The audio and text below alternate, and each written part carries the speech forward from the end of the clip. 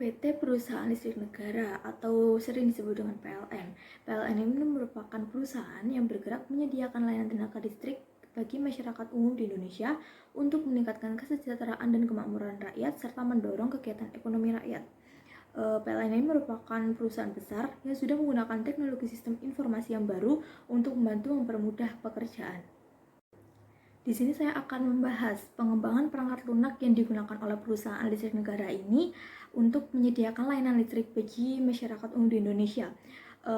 Pengembangan perangkat lunak yang digunakan yaitu perangkat lunak model modified waterfall.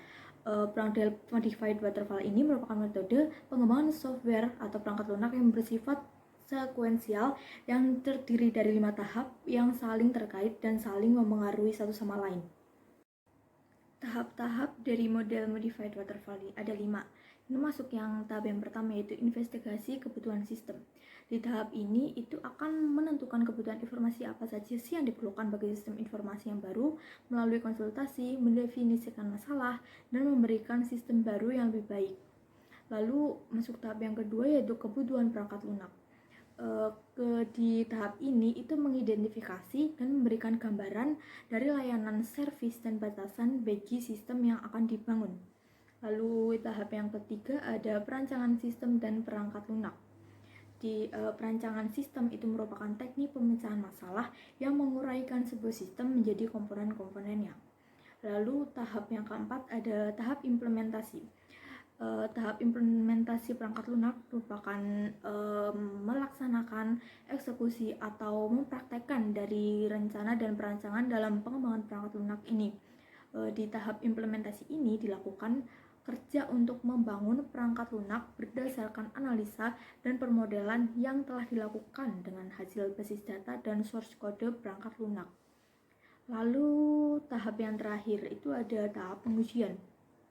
Di tahap pengujian ini yang digunakan pada pengembangan aplikasi ini, di perusahaan listrik negara ini menggunakan metode black box testing dan white box testing.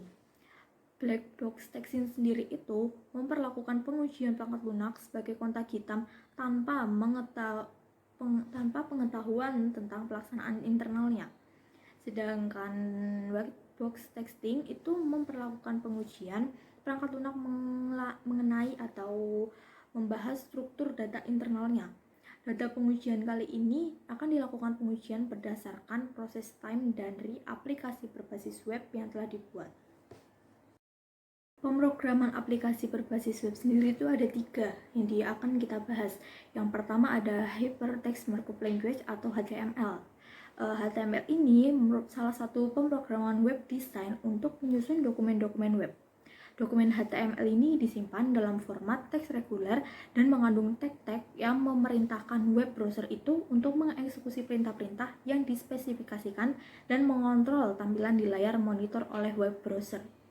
Lalu yang kedua ada PHP. Ini merupakan bahasa service side scripting yang menyatu dengan HTML.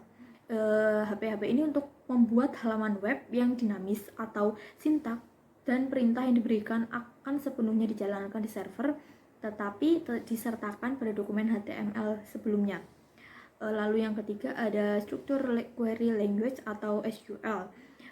SQL ini merupakan bahasa yang digunakan untuk berinteraksi dengan database yang merupakan kumpulan-kumpulan data yang disimpan dengan berbagai cara pengorganisasiannya.